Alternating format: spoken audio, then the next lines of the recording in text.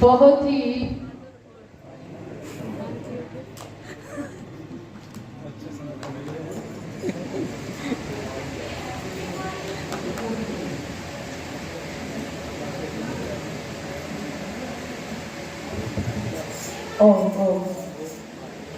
बहुत ही आदर और सम्मान श्रद्धा के योग्य आर्य जगत के बहुत उच्च कोटि के महापुरुष जिनसे मैंने बहुत कुछ सीखा है, वर्तमान में भी सीख रही हूँ, भविष्य में भी सीखती रहूंगी।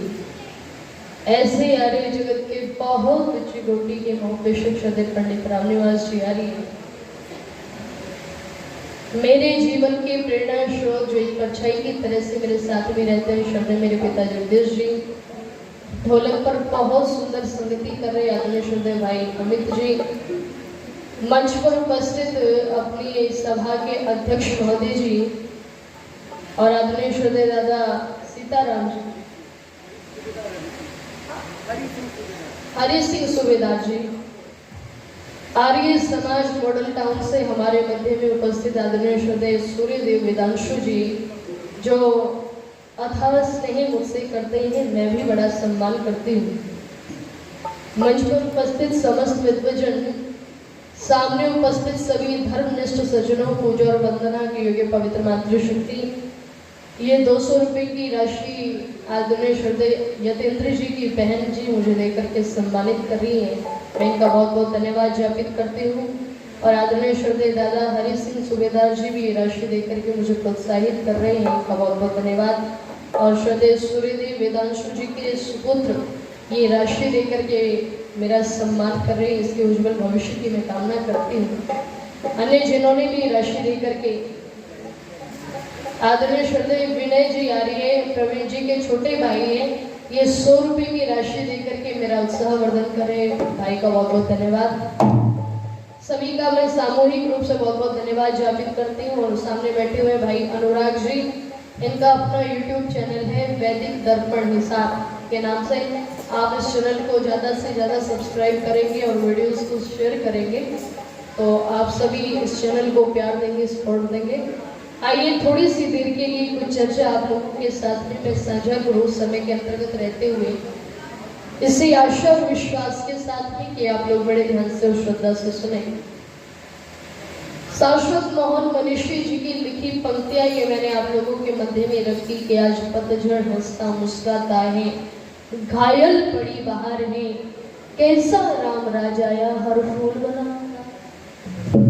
हम सब लोग कल्पना करते हैं, कामना करते हैं कि राम राज आ जाए, राज आ जाए, अच्छा राज आ जाए। लेकिन आज का जो जहरीला वातावरण हो चुका है सज्जनों, इससे सब परिचित है, कोई इससे अनजान नहीं। इतना जहरीला वातावरण हो गया है कि 4 साल की बेटी जब घर से विद्यालय के लिए पढ़ने के लिए जाती है तो पिता को ये चिंता रहती है कि पता नहीं मेरी बेटी सुरक्षित घर वापस लौटेगी भी या नहीं लौटेगी। इतना जहरीला वातावरण हो गया है। और कहाँ हम रामराज की कल्पना करते हैं, हम चिल्लाते रहे राम राज आ जाए, अच्छा राज आ जाए, सुराज आ जाए, इन केवल कहने मात्र से राम राज नहीं आने वाला। अरे राम के गुणों को अपने जीवन के अंदर धारण भी तो करना पड़ेगा। पूरा दिन नारे लगाते हैं राम राम राम राम जय सिया राम, राम राम जय सिया राम, लेकिन राम का एक गुण भी हमारे जीवन के अंदर नहीं है। क्यों? क्योंकि हमने राम को तो माना माता, लेकिन राम की एक भी नहीं मानी। हमने कृष्ण को तो माना, लेकिन कृष्ण की एक भी नहीं मानी। अगर उनकी बात मानी होती, अगर उनके पद चिन्हों पर चलने का प्रयास हम लोगों ने किया होता, तो आज जो हमें देखने को सुनने को मिलता है ना कि पाखंड, अंधविश्वास, लोभ के वशीभूत होकर के हम बड़े बड़े पाप कर जाते हैं बिना किसी डर के, बिना किसी भय के, ये चीजें हमें देखने को नहीं मिलती। आज जो समाज का ढांचा बिगड़ गया है ये हमें कभी देखने को नहीं मिलता। मैंने कल रात भी चर्चा की थी, वो जमाना तो न जाने हमसे कहीं खो गया सजनों, वो राम राज जैसा वातावरण हमसे कहीं खो गया है। आज दुनिया के लोग न जाने किस उलझन में उलझ करके रहे। जिससे बाहर निकलना बड़ा असंभव सा प्रतीत होता है। इसलिए बहुत सुंदर पंक्तियां लिखी थी कवि ने, पंडित शोभाराम जी की लिखी हुई पंक्तियां। क्या?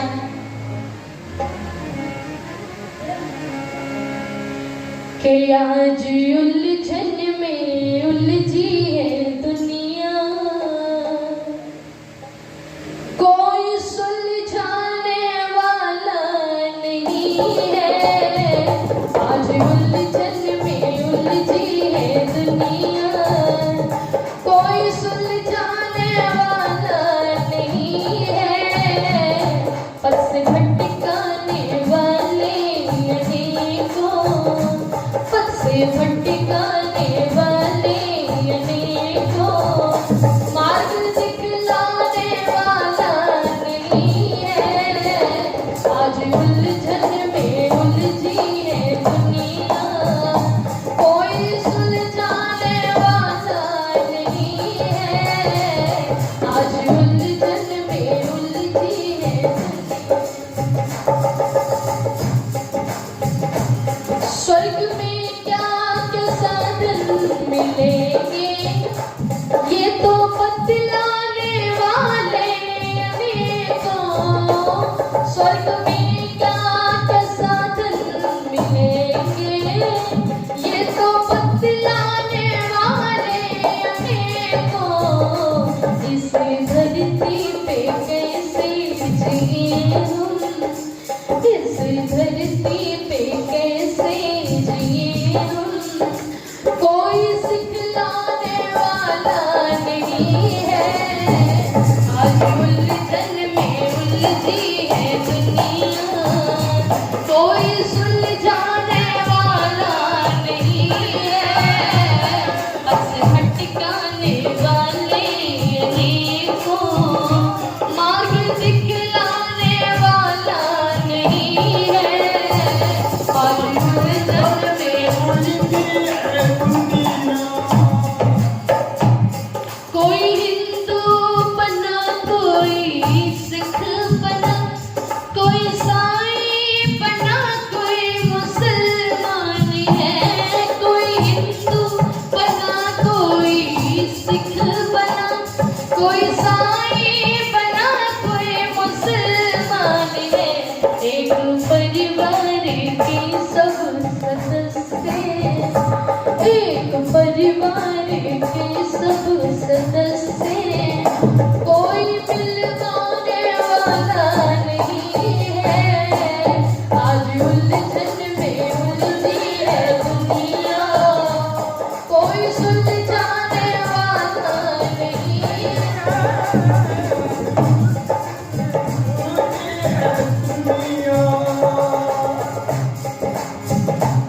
सब मनुष्यों को ईश्वर की जो देनी है, उसमें किंचित भी कोई समानता नहीं। सब मनुष्यों को ईश्वर की जो देनी है, उसमें किंचित भी कोई समानता नहीं। कैसे भोगे हम सृष्टि प्रभु की, कैसे भोगे हम सृष्टि प्रभु की, कोई सिखलाने वाला नहीं है। आज उलझन में उलझी है दुनिया, कोई सुलझाने वाला नहीं है। पथ से भटकाने वाले अनेकों, मार्ग दिखलाने वाला नहीं है।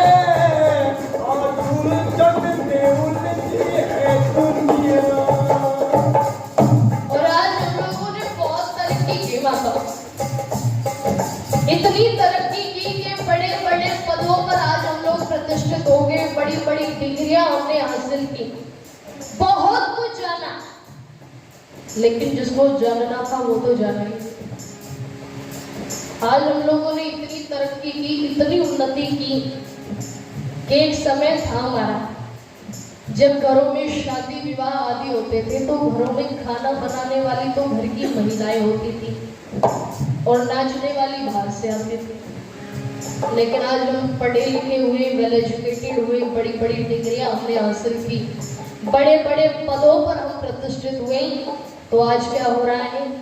आज खाना बनाने वाली तो आरती आती है और नाचने वाली आप ही होती है ना, नाचने वाले हम होते हैं। इसलिए मैं निवेदन कर दूं, बहुत कुछ जाना हम लोगों ने, लेकिन जिसको जानना था वो तो जाना ही है। इसलिए लिखा पंडित जी ने,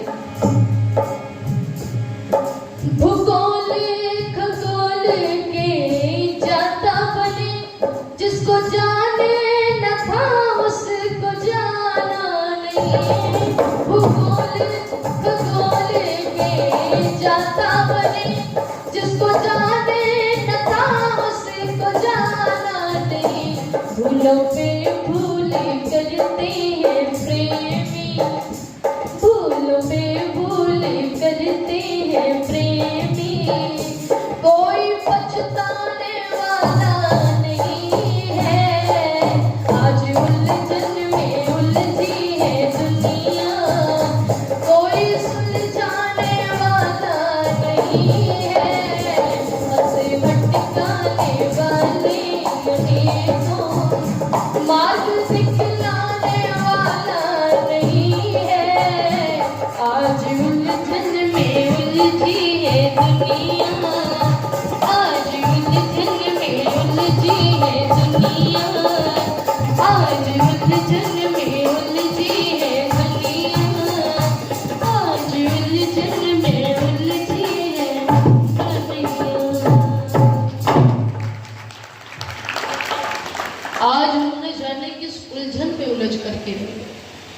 और ध्यान दीजिएगा, जो जाति जो कौम, बहुत बहुत धन्यवाद माता जी, ये राशि देकर के मुझे प्रोत्साहित कर रही है, माता जी को बहुत बहुत धन्यवाद। मैं निवेदन कर दूं आप लोगों के मध्य, आदरणीय श्रद्धेय कृष्ण आर्य जी ये 100 रुपए की राशि देकर के मुझे प्रोत्साहित कर रहे हैं, इनका बहुत बहुत धन्यवाद।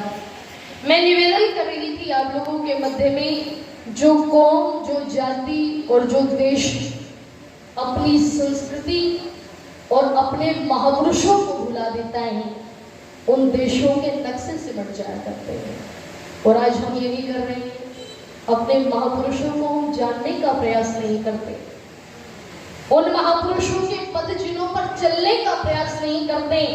मैं निवेदन कर दूं आप लोगों के मध्य में, अगर जानते भी हैं तो वो भी बड़े हुड़दंगबाजी से, इतनी हुड़दंग मचा रखी हम लोगों ने, अपने महापुरुषों के ऊपर हमने कीचड़ उछालने का काम किया है। ये छोटी सी बहन ये राशि देकर के मुझे सम्मानित कर रही है, इसके उज्जवल भविष्य की मैं कामना करती हूँ।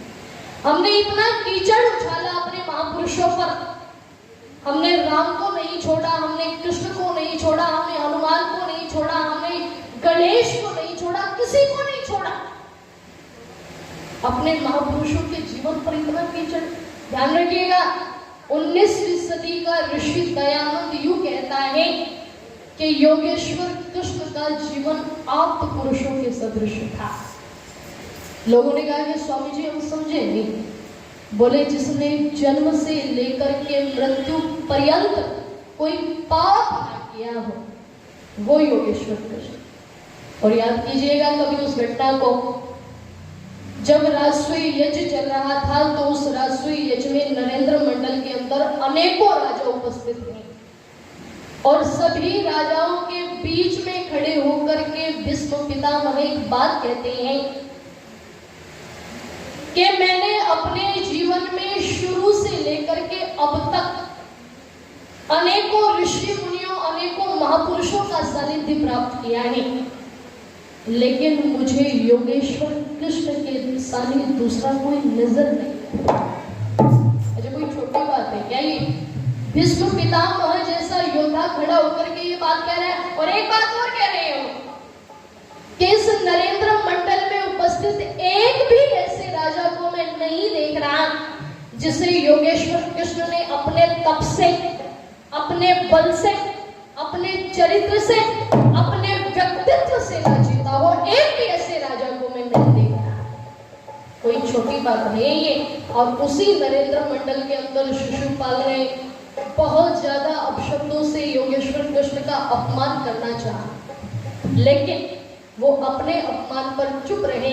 लेकिन जब युधिष्ठिर तक को उसने भरी सभा में चैलेंज कर दिया कि इस युधिष्ठिर को और इस गवाले कृष्ण को मैं मार करके सीधा यमलोक पहुंचा दूंगा, तो जब युधिष्ठिर का भी अपमान किया तो उन्होंने सुदर्शन चक्र का धान किया सज्जनों, और पूरे नरेंद्र मंडल के देखते देखते शिशुपाल की गर्दन को धड़ से अलग काट करके फेंक दिया। और एक विचित्र बात देखिएगा, पूरे नरेंद्र मंडल के अंदर एक भी व्यक्ति चू तक नहीं कर सकता। ये था योगेश्वर कृष्ण का व्यक्तित्व। और एक ताज बेगम ने लिखा उनके लिए कि सुनो दिल जानी मेरे दिल की कहानी, कि सुनो दिल जानी मेरे दिल की कहानी, तेरे दस्त हूँ बिकानी बदनामी भी सहूंगी मैं, देव पूजा ठानी तजू कलमा कुरानी, नमाज हूँ भुलानी तेरे ही गुणन कहूंगी मैं, सांवला सलोना कुर्बान तानी सूरत पे, हूँ तो मुगलानी पर हिंदवानी हूँ रहूंगी। मैं निवेदन कर दूं आप लोगों के मध्य में योगेश्वर कृष्ण का व्यक्तित्व आप तो पुरुषों के सदृश था, लेकिन हमने उनको भी नहीं छोड़ा। जो योगी था उसको हमने भोगी बना करके रख दिया। अच्छा, इससे ज्यादा बिगाड़ और क्या हो सकता है? इसलिए मैंने कुछ चंद पंक्तियां लिखने का प्रयास किया था बैठ करके, टूटे फूटे शब्दों में, जरा सुनिएगा।